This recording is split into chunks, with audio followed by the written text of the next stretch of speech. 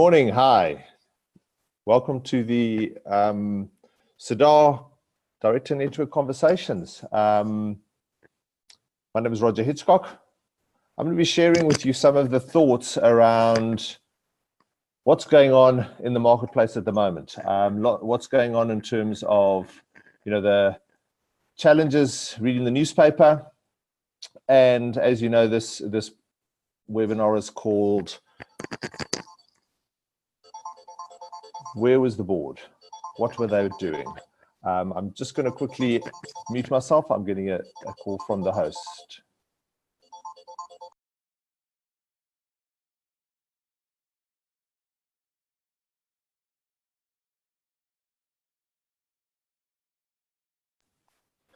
Where was the board, and what were they doing? The reason I want to talk through this is to really think about what the role of the board was, and thinking about some of the companies that are currently in the news. In the news, we're obviously getting lots and lots of company names, companies like Steinhoff, companies like Tongaat Hewlett, companies like SAA, companies like SABC. And the challenge around those, when we think about them and when I read the newspaper, the question that comes to mind is, well, where were they? What were they doing? What was the board doing? We see companies acting in various ways. We see challenges around ethics. We see challenges around products and services. We see challenges around board accountability or CEO accountability. 2 weeks ago, we had a whole lot of question marks around companies like Old Mutual, companies like SAA, with their companies like Eskom, with the CEOs resigning. And again, the question that jumps to mind when I think about that is, where was the board? And what were they doing at the end of the day? So what I want to do in terms of this webinar is really unpack some thoughts around what the role of the board is, and reiterating, what should a board be there to do anyway? And that is to clarify some of the understanding and challenge some of the mindsets of the role of the board. And then to think about it in terms of some of the specific examples that have been in the marketplace that I've already mentioned. So what were some of the key issues? And obviously a lot of these stories are unfolding. A lot of them are, in the news. And so I think the way that I want to approach this is to obviously try to take a step back, look from the outside looking in. What do we know, and what do we not know, and make some assumptions in terms of what could have happened behind the boardroom doors. And that is, critical. The main thing we want to try to do is to learn as much as possible from what we see in the marketplace at the moment. So if we look at what the role of the board is and what some of the challenges around directorship are, some of the issues in terms of thinking about the role of the board, maybe the way to think about that is to, and I'm just going to use the screen here, is to say, how do we as a think about the role of the board, think about some of the things we need to be looking at, is to say the board is the crux of the company. A tool we often use in Sirdar is we talk about this concept of, the three hats. There are three roles in a business: the role of the shareholder at the top, the role of the board, and then the role of management. And one of the key things in terms of the role of the board is the legal responsibilities of the board. If we remove the board from the company scenario, then what we do is we get either too close a link of the shareholder to the manager, or we get a misunderstanding of what the board is there to do. Companies that are shareholder-led, challenged because shareholders start to exercise decisions that they actually are not given by law to manage. If companies are management-led, they tend to look from the present as opposed to from the future. And so the role of the board is a critical one.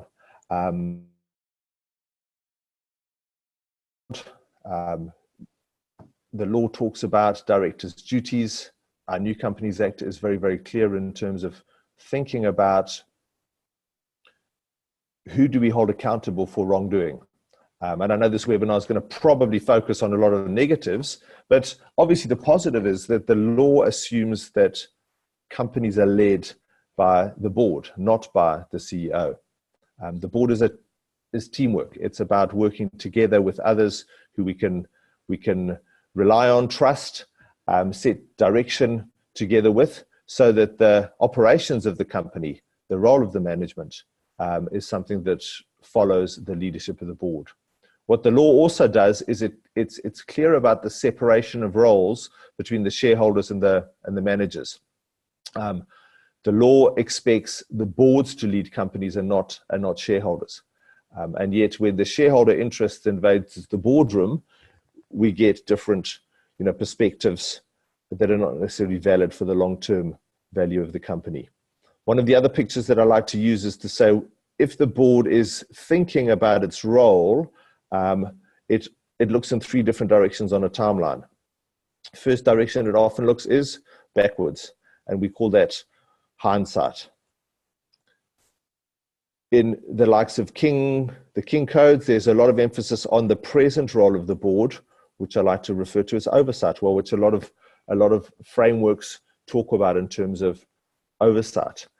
The challenge is too few of our boards look into the future, and the future is something that is not as fixed as the past, and that obviously is the role of foresight. So if I look at where was the board in a number of these different examples, so I've looked at a couple of current examples. Obviously the big one is the Steinhoff one. Looking back, what did the Steinhoff board require in terms of the management team? Did they look back at the reports and simply say, we are doing well, let's leave it alone? Or did they actually examine why the company was doing successful in the past? The question I have around Steinhoff is, did they question success as robustly as they questioned failure? So obviously the company was very, very successful on the market, was very, very successful in terms of what it was showing itself to be doing, and yet it seems to be that there wasn't enough examination or thinking around how robustly are we addressing the success. Why are we successful? How do they deal with the personalities in the room? Another thing that seems to have been the issue with Steinhoff is the different personalities in the room. We have a person, very strong personalities in the likes of the Marcus Justus, the Christa Wieses. And again, I'm simply working on what I've picked up in the news and conversations with various people. The challenge is, how do you manage personalities in the room? How do you think about it, especially when those personalities share not just the directorship hat, but also the shareholder hat, and also wear the management hat. One of the other questions that I have in terms of Steinhoff is to think about it in terms of, did they understand the challenge of mixed interests and competing agendas? Thinking of it in terms of, once again, what other interests are in the room? One of the famous personalities in governance, Sir Adrian Cadbury, said that governance is about holding the balance between different interests. And he speaks about four interests. He speaks about holding the balance between economic interest, between social interest, between individual interest, and between communal interest. And so one of the challenges in terms of thinking about the role of the board is, how do we make sure that we hold the balance? We somehow recognize, where does the company operate? We define where the company operates, but we recognize that the people in the room are also managing or being challenged by different interests. And so the question I have in terms of the Steinhoff board, did they understand the challenge of mixed interests and competing agendas? Did they also think about their own competing agendas? So some of the questions I have around that board is the amount of shareholding held in the boardroom was significant.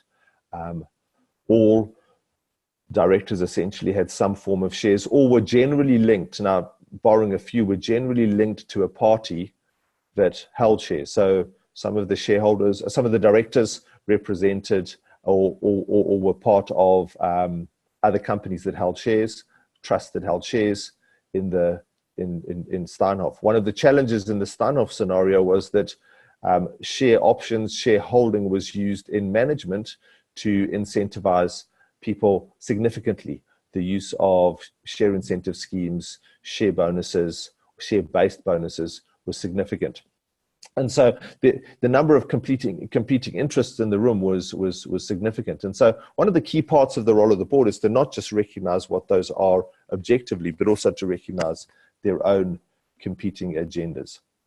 And possibly a last question around focusing on the Steinhoff issue and the role, where was the board at Steinhoff, was how skeptical were they when faced with story after story after story after story of good news? So going back to, did they question success as robustly as they questioned failure?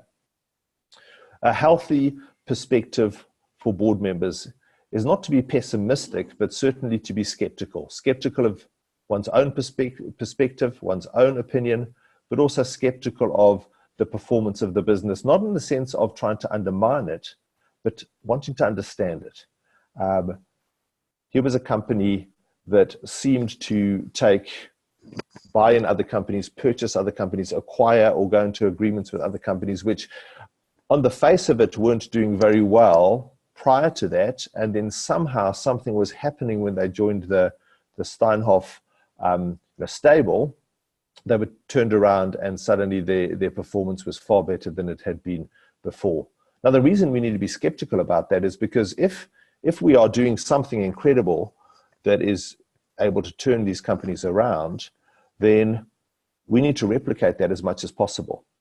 But on the flip side, if something underhand, something unethical or challenging was happening in those companies that was showing them to be something that they were not, we also need to understand that, because that's behavior we need to prevent. And so a large part of governance and the governance role of the board is to recognize where are these dividing lines between interests, managing those in ourselves and in the team around the table, but also in thinking about the performance of the business. So having a robustly, a good view, proper foresight, oversight, and hindsight, being able to understand the past, the present, and the future in terms of our board packs, the information we get, and then also questioning not just the people and the functions in the room, but also the personalities in the room when people are potentially presenting things as they are not. And obviously that's an ongoing and an unfolding story. Another question, or another company that has been in the spotlight for a number of years now has been VW. VW, their stated objective was to be the leader or the leading motor manufacturer in sales internationally. Their goal was to overtake Toyota, who, until VW did become the leading seller of cars, was the leader, and Toyota had been there for a long time.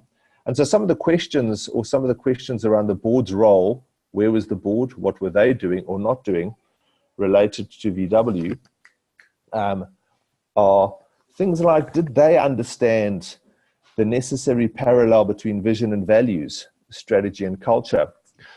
So maybe another way to look at it, if I go back to the thinking around foresight, oversight, foresight, is to say, what role do values play in the future as well? So just changing color to illustrate and say, well, values determine or create some kind of boundaries in terms of where we can go and where we can't go. They create this set of constraints going forward. Another way to think about it is to say that in terms of thinking about strategy and organizational culture, it's like there are two railway lines in every business. And one of those railway lines is vision, and one of those railway lines is values. And they need to run parallel. They need to be aligned with one another. And maybe the question around that in terms of where was the board is which one led the way? So if a company is vision-led, strategy-led, which it seems to be VW was, their stated objective was to beat the competition. the question has to be, did the values then follow the vision? And obviously there's lots of companies that speak about being vision-led, culture-led, values-led. The flip side is, how well do the values determine the kind of vision that we embrace or embark on? And so the understanding of that board seems to be, do we have as robust thinking around values as we do around vision? Maybe one of the other questions is, what led them to use the default technique of whatever it takes to do it, but don't tell me how you did it? It seems to be the message from the board in VW was, this is the strategy, this is what we expect of you, whatever it takes, do it. And that's a challenge in many boards, where there's an assumption that someone's going to work out how it happens. Someone's going to figure out how it works, and the feedback is not really that interested in recognizing how we achieved what we achieved. It's mainly focused on what we achieved. What did they listen to and what did they refuse to hear? So it seems to be, in the VW case, that some of the mails sent from the technical departments around, this is how we intend to create a defeat device, as it's been called, to use technology to mislead the readings when our cars are being tested. It seems to be that those emails were sent and were simply not responded to. It's been, one of the defenses was, well, we didn't engage with it. But it seems like there was an assumption of permission. And again, in our boards, we've got to not just ask the question, what are we listening to? What are we seeing? That's why the important words in looking back are hindsight, oversight, foresight. So what is the board seeing? But also, what is the board hearing, and what is the board responding to? And how are we responding? Are we responding based purely on what we believe our vision to be? What do we want to accomplish? What do we want to, achieve? Or are we also responding to the how do we intend to get there, and putting the constraints in place and testing our decisions against the values of the company? So we have got a value of achieving within the realms and the law, as opposed to trying to defeat the law going forward. So what do they listen to? What do they refuse to hear? What did they respond to? And another thing that came out at VW is, often when things go wrong, the first response is, it's someone else's fault. So the refusal to take the blame. And I was also reminded of that when I watched, in the Steinhoff case, the parliamentary hearings, where there was a deflection of blame. And so the VW board, the first thing that they responded to is they said, well, it was the engineers. And it's boards that are very quick to blame are often boards to be aware of. They reflect a certain culture.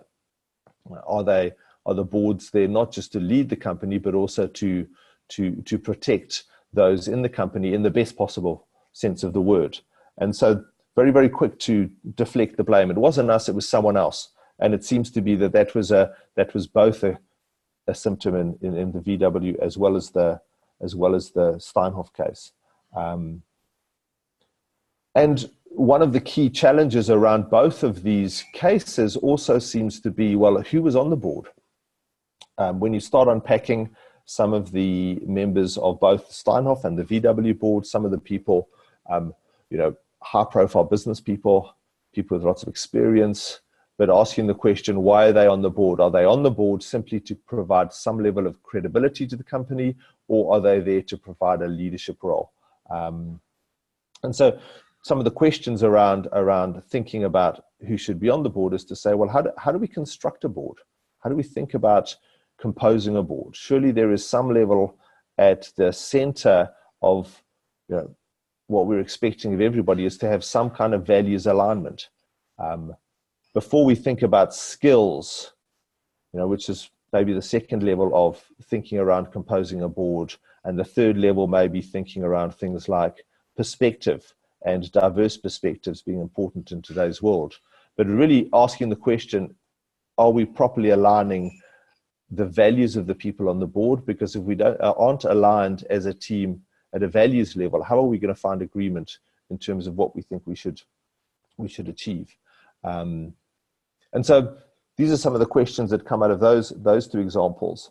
One of the other examples that I think was a pertinent one over the last 12 to 18 months was the Tiger Brands example.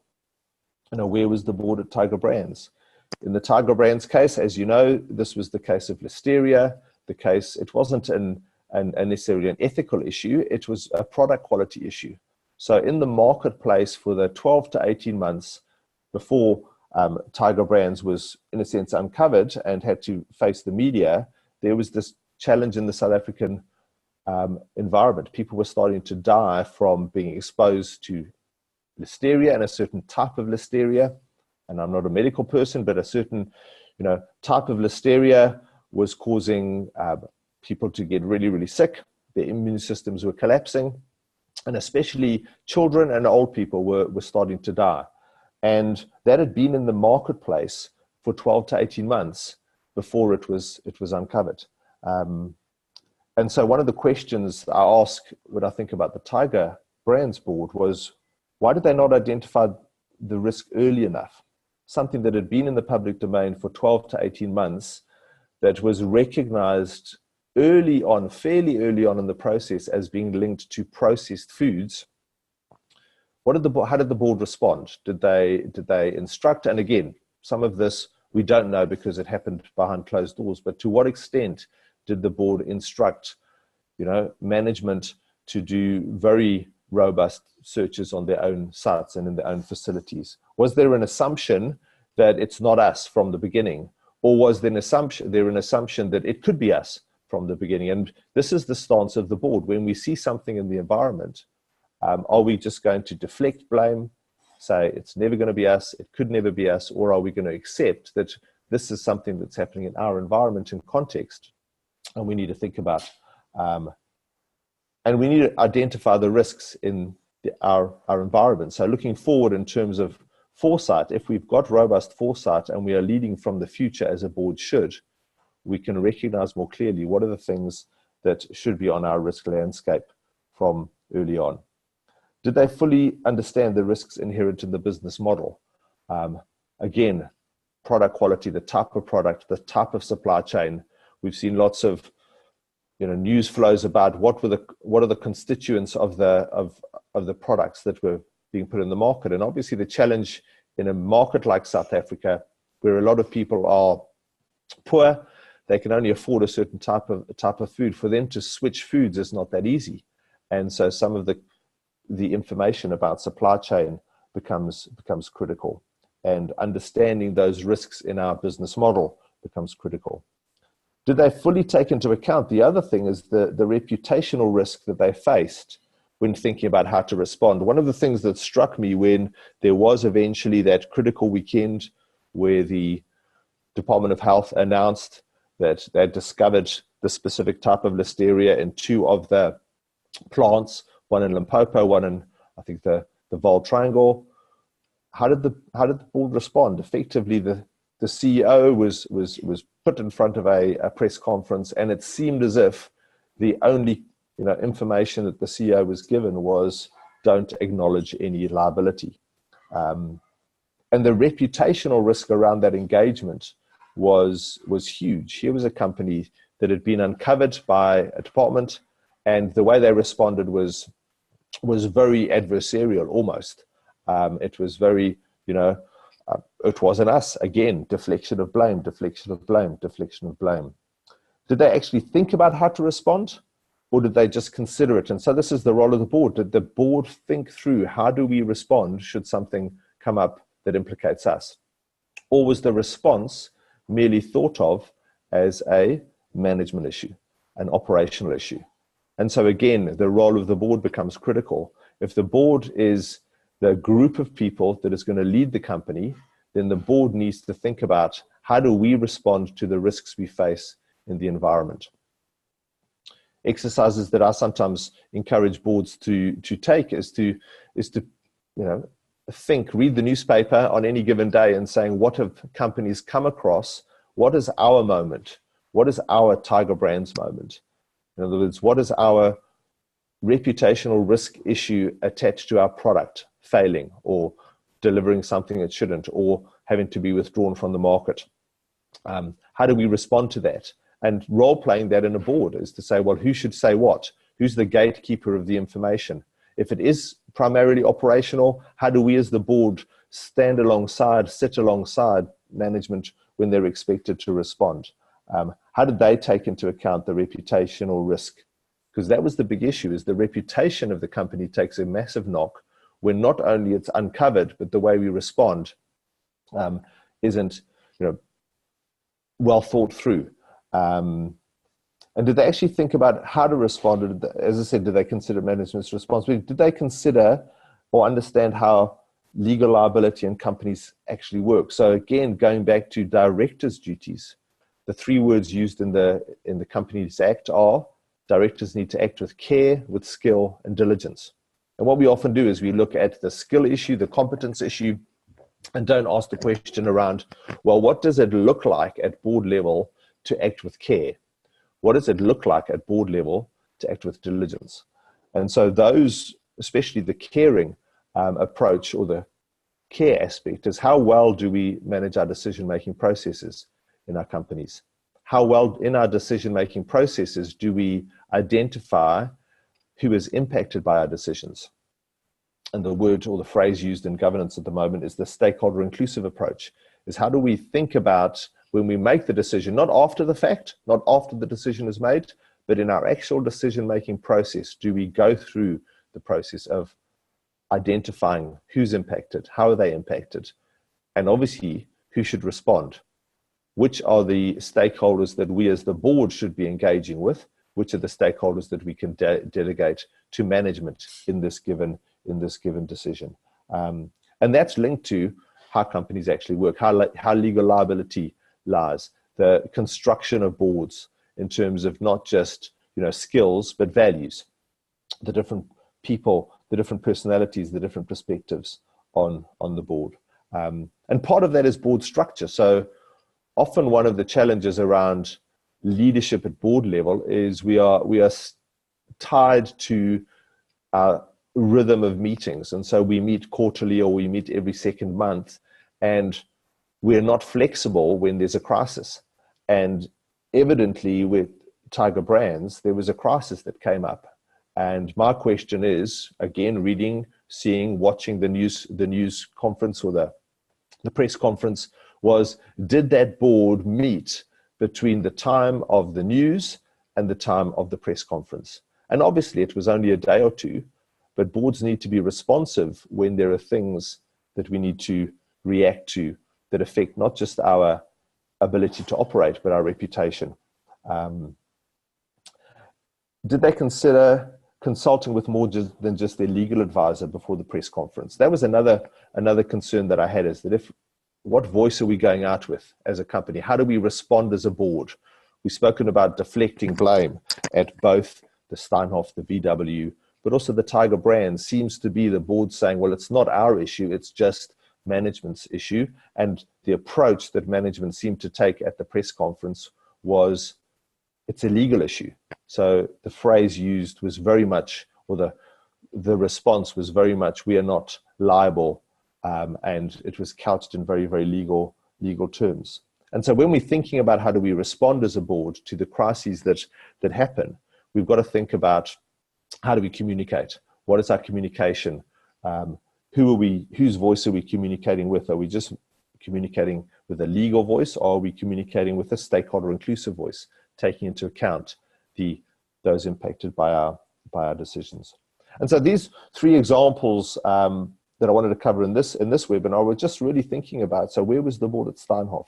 We all know the things that are unfolding, things about unethical behavior, business structuring, complexity, personalities, competing interests and agendas, the VW issue of vision and values. So what drives our company into the future? Are we driven more by simply wanting to achieve a certain strategy, vision, achieving certain things, or are we constrained or guided more by a value system? And creating shared value as a phrase that is quite commonly used at the moment, not just seeing value as a shareholder-centric view, but also understanding value broader than that. And what are the values that drive our decision-making as opposed to just the financial results? And then the Tiger Brands questions around product quality, reputational issues, responding. So it's not only how we structure things up front to generate so-called returns in the Steinhoff case, how we pursue good strategies in our foresight and what we look at in the future, how we lead the companies into the future, vision and values, but it's also how we respond when things go wrong. The reality is running a business is about taking risks. Running a business is about, trying to be at the forefront in a competitive environment. It is about embracing uncertainty. What are we not sure about? What lies in the future that we can't anticipate? And so it is about taking risks. And the reality is every company will probably at some point in time hit a roadblock, hit a speed bump, have a problem with their service quality, their product quality. Hopefully it's not as bad as the Tiger Brands issue where people actually died, but we'll all have to respond at some point in time to something going wrong, because either there's an internal issue or an external issue. And so those are the key questions. And as we think into the future conversations, we're going to look over the next couple at what do we see unfolding in the case of the likes of your Tongaat Hewlett, which is very much in the news at the moment. And again, relating to, issues looking back, issues looking forward, issues of leadership in the company with a long-term CEO, the questions around the likes of an EOH. So obviously a whole business model and value destroyed by perception, reputation linked to what appears to have been corruption.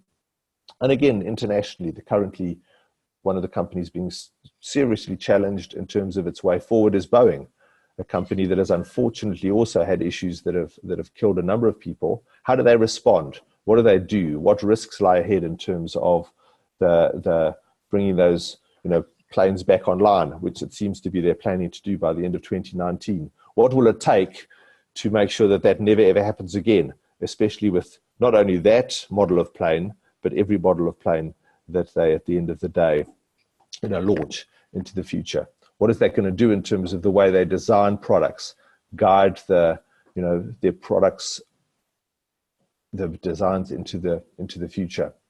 So the idea of the conversation is to lay the groundwork and then open up for questions. So the way you do questions is we look and say, if you can use your chat, your webinar chat. Just open up mine. So one of the questions we've got here, thanks Bertie for engaging. What can the happy or unhappy director or non-executive director do? So obviously I think the question here coming from Bertie is, what do you do when you're sitting on one of these boards, when you are seeing things go wrong? You're wanting to challenge the conversations. Obviously, it's the dynamic in the room. So let's assume you're an independent director. You have a good understanding of the business, but you walk into the room and you realize. Let's take an example like one of these examples, a similar case to Steinhoff. You're concerned about the financial structuring of the business or the financial reporting of the business. What do you do? I think one of the key things to ensure is that there are proper records kept of not only the resolutions at board level, but also the discussions.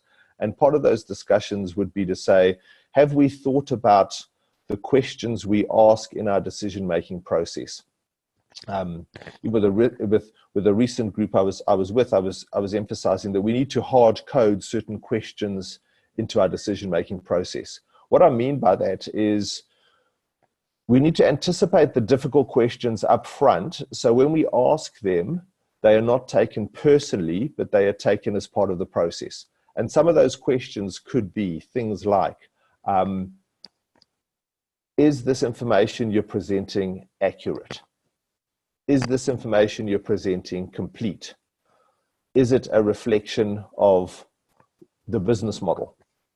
Building those questions in. So whenever someone is reporting as either a manager or a fellow director, we are ensuring that they actually have thought about the accuracy, completeness, the reflection of what that information is reflecting.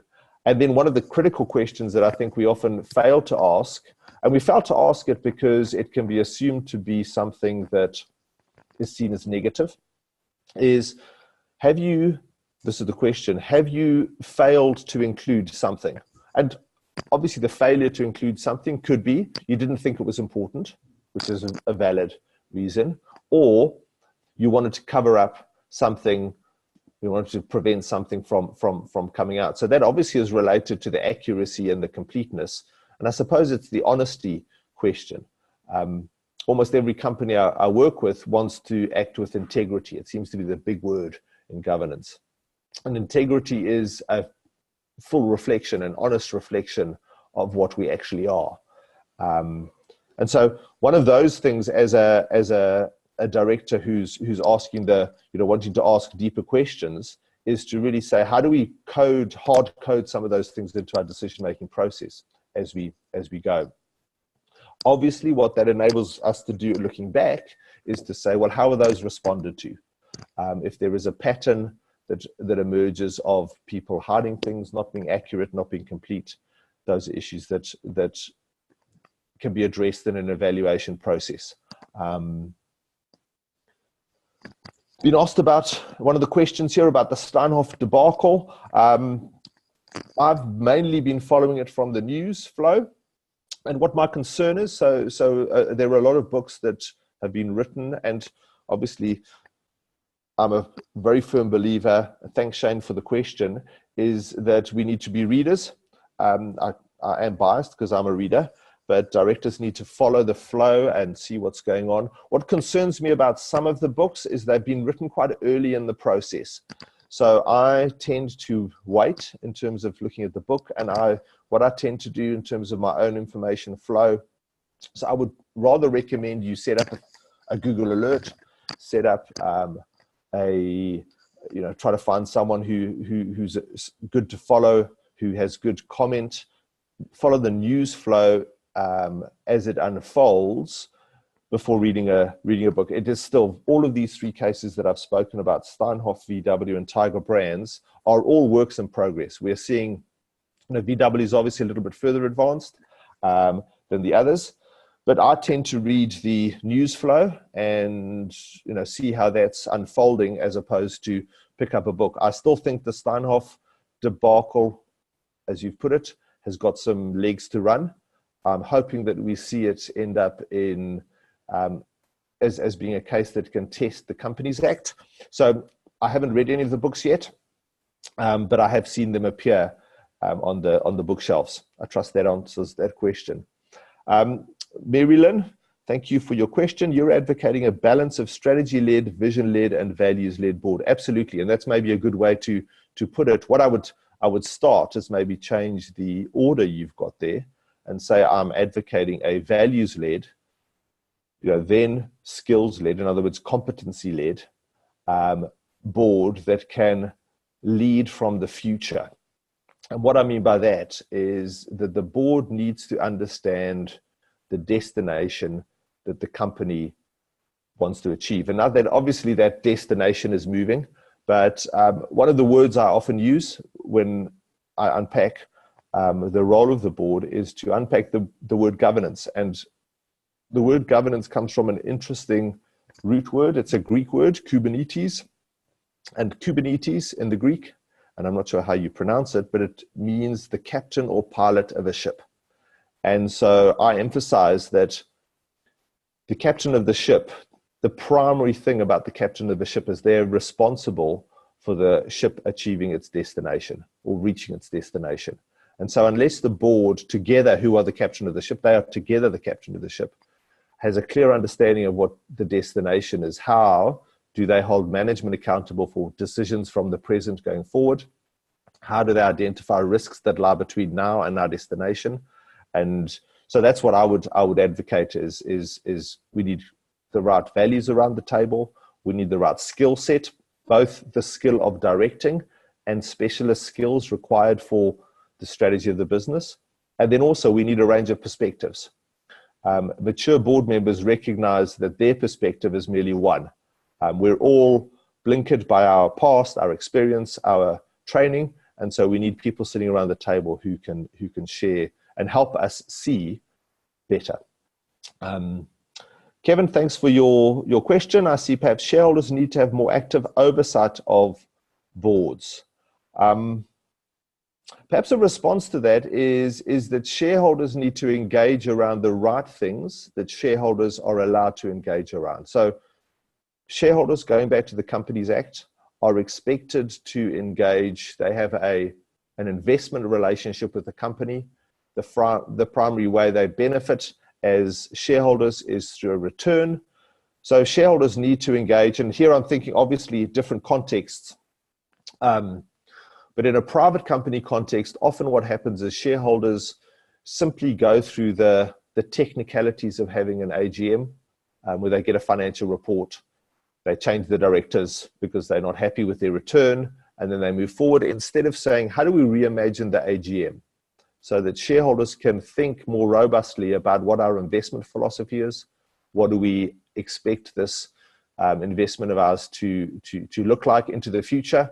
And remember, the law assumes in the shareholder role that the shareholders have the longest view of the business.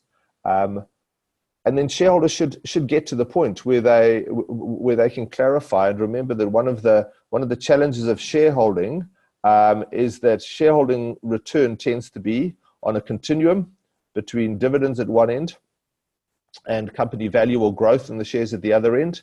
And where we don't have the conversation as shareholders who legitimately have a range of responses and expectations, we don't get to the identifying the point on that continuum that we expect. So some shareholders want a big dividend and some shareholders want growth.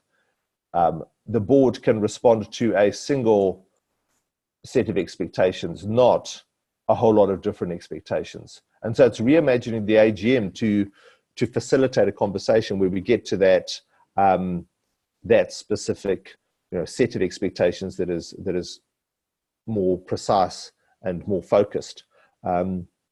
And so then it's the right oversight. The law doesn't assume that shareholders have any automatic right to be in the room, but they do have a right to appoint the people into the room. I'm talking about the boardroom. And so the question that shareholders should be asking is, who are the right group of people to ensure that this company is sustainable in the long term, to ensure that my investment yields what I expect it to?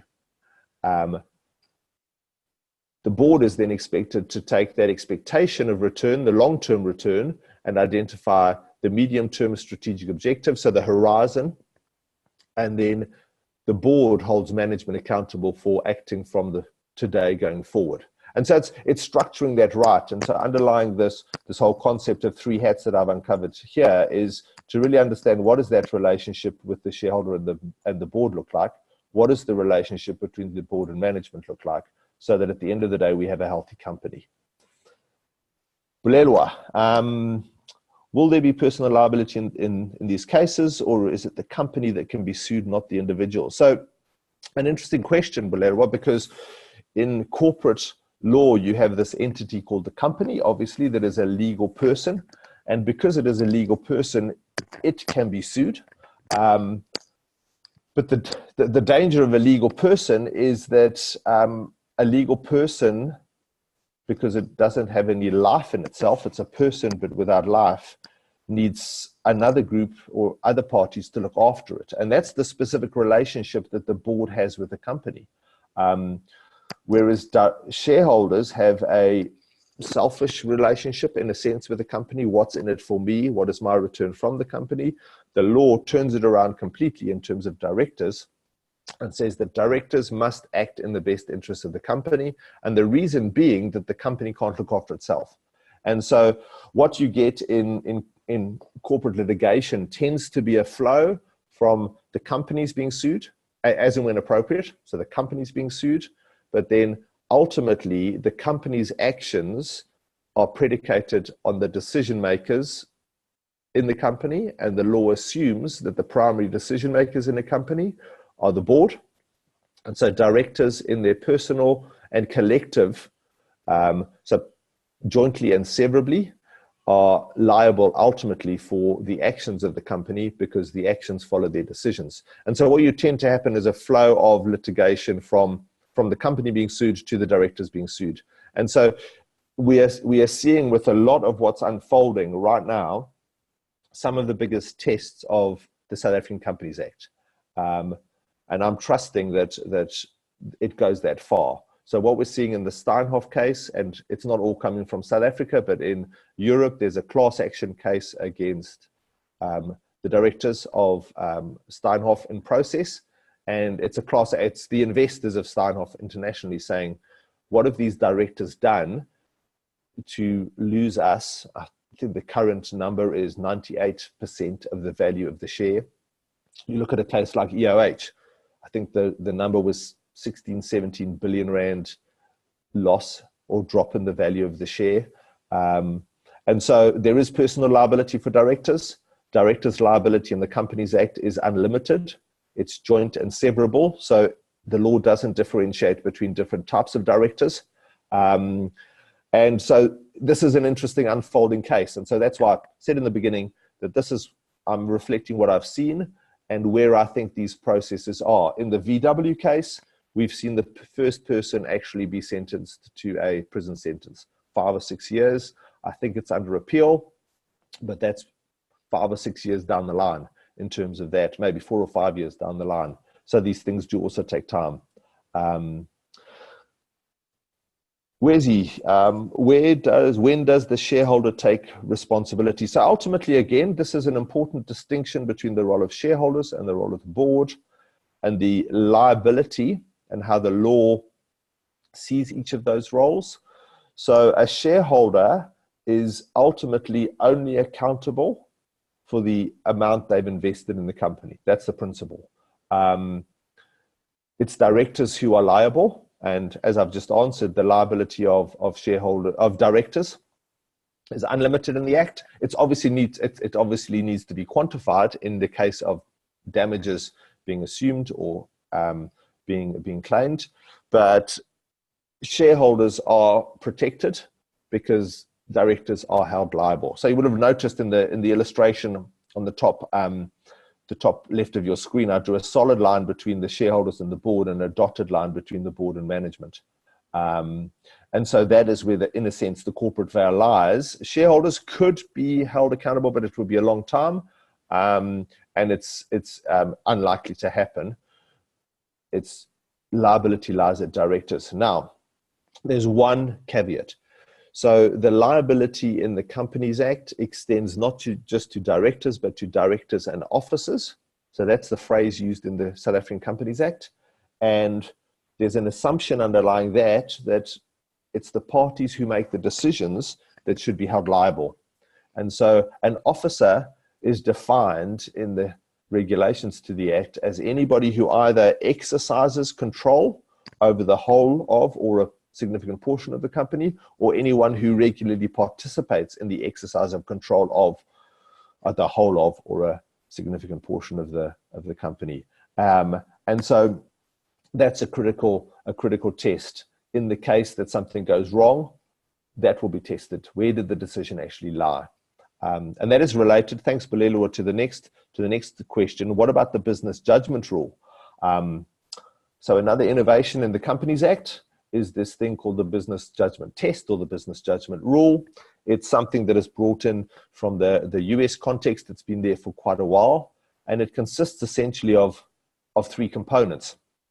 And you're right, it's how do directors defend themselves? Because in an environment where the liability is high, we should have significant ways of defending ourselves or protecting ourselves or putting a defense forward. And one of the things that the law doesn't want to do is remake the decision that you may have made as a board member 5 years, 7 years ago.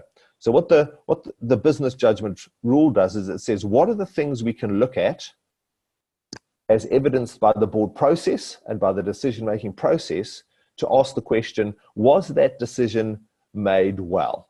It may have resulted in damage, resulted in harm, okay? But given uncertainty, that happens, all right? But was that decision, what were the processes that should have been followed or the steps that should have been taken for that to be a good decision given the context? And the 3 steps that the business judgment rule insists on are, firstly, did the directors know what they were doing? Or the decision makers, let's talk about that. Did the decision makers know what they were doing? By that, we need to examine our information flows at board level. We need to examine how we get information, who's reporting to us, the validity and veracity of the information we're getting. Remember my earlier questions about, is this accurate? Is this complete? Is it honest? So that's knowing. There's a definition in the Companies Act that defines knowing or knowingly as knowing, number 1, or number 2, being in a position in which a person ought to have known. And that obviously creates a challenge. And so the assumption in the law is that directors, they're sitting on the board, they are in a position in which they ought to have known. And so business judgment rule part 1 is, have we built into our decision process all of the questions, all of the reporting, all of the information flows, and have we taken those and robustly engaged with them in the boardroom? So have we debated, have we argued, have we fought, you know? In other words, have we got to the point where we understand what this decision is about? What are the implications of the decision? Do we know what we're doing? The second hurdle, in a sense, to jump over in the business judgment rule or test is, are there any conflicts of interest? Now, the law is most interested in this context of, is anyone who is involved in making the decision linked in some other way to the benefits of the decision, either directly or through a related party? So your company that you're on the board of is procuring from an outside company. Your wife, husband, child is involved in that company at a significant level. And what would it look like from the outside? In other words, if something happened and it went wrong, could it be seen that this decision was influenced by this conflict of interest? And that's a critical thing. Conflict of interest in a lot of ways is a reputational risk issue. The assumption in the law is that if there is a conflict of interest, it will affect the decision-making process. And so a declaration of the conflict of interest is absolutely critical in the decision-making process. And so asking that question, in this decision, is anybody involved conflicted, and asking it directly to each person who is required to answer yes or no, and that answer is minuted. And obviously, if someone is conflicted, they are expected to leave the room. And that should be shown in the minutes as well.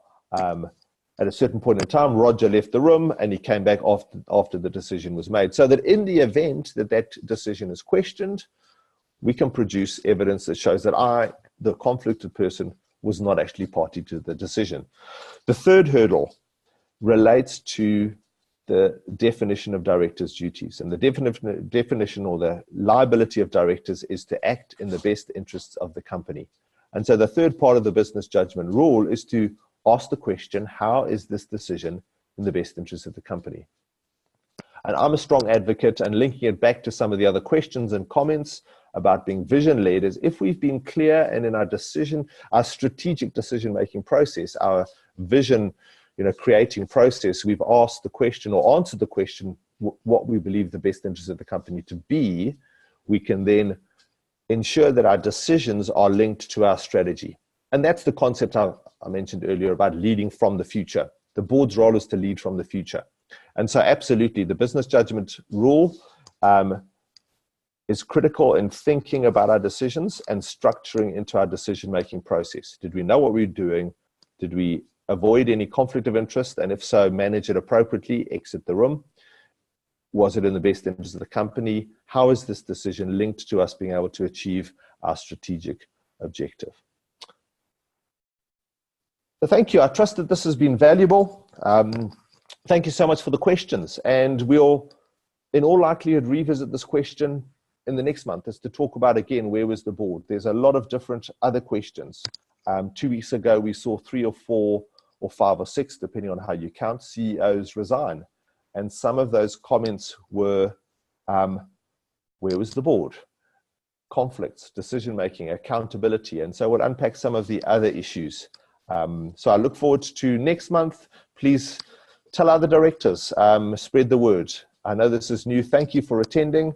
It has been a pleasure from my side. Thank you very much. Signing off.